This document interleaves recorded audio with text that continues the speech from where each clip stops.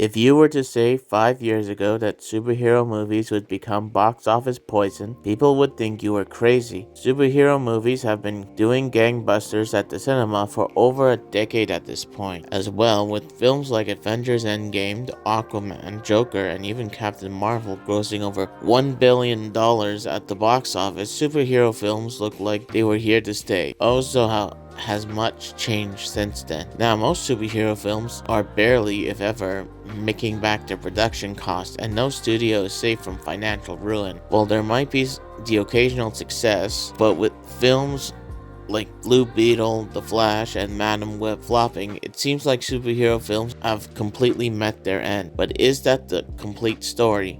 Is the superhero genre just dead in the water, or is there more to this story than it seems? Well, to start answering that, we're gonna have to find out how we got so many superhero flops specifically in the first place. Since the superheroes started appearing in the 1930s, they have always been popular.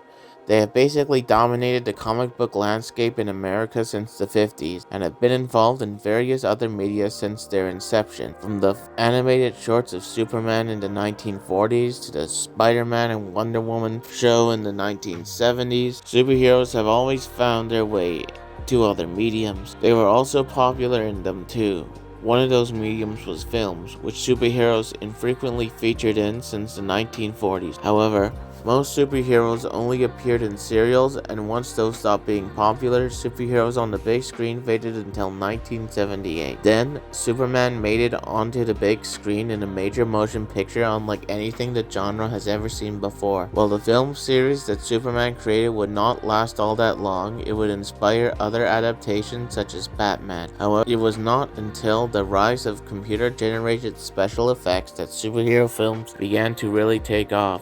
These tools could help filmmakers depict the superhero powers without the need for extensive practical effects or complicated set design. It also allowed them to depict the fantastical worlds these heroes entered on a much cheaper budget. These developments were not the only developments that favored superheroes, however.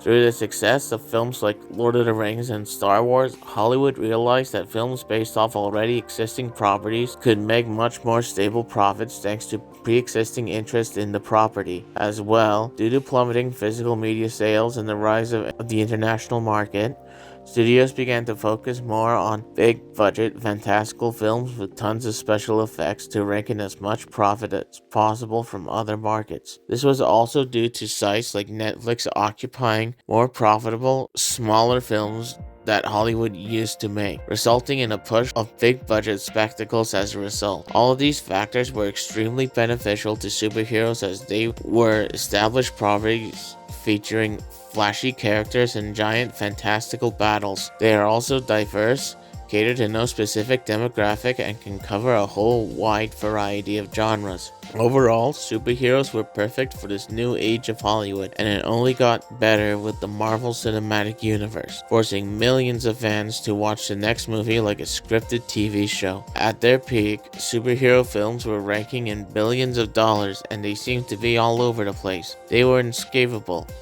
Then what went wrong? Whenever anything becomes so popular and saturated, it is bound to cause some people to get sick of it, and superheroes are no exception. Even in their peak, in 2019, these super-powered films were subject to heat by critics, with some calling them not proper films. However, things did not really go wrong for superhero films till the pandemic. Due to COVID-19, theaters were shut down. This meant companies could not rely much on box office revenue to cover the cost of films anymore.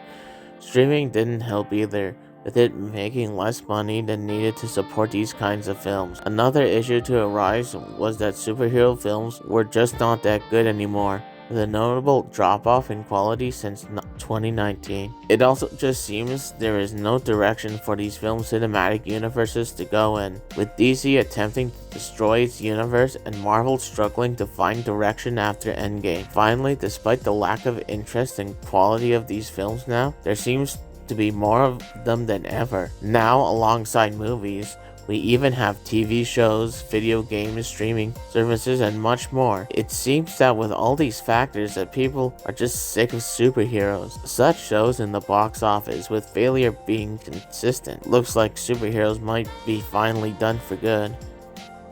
However, there is some silver linings in this black abyss. Deadpool and Wolverine has grossed over $1 billion, and many films still manage to be #1 on their opening weekend. However, it is not enough to justify the amount of product being pushed out. Ultimately, there will come a time when studios will cut down on the number of films they make severely. Audiences and their interest has moved on, with films like Barbie and Oppenheimer making billions despite not being cape-related.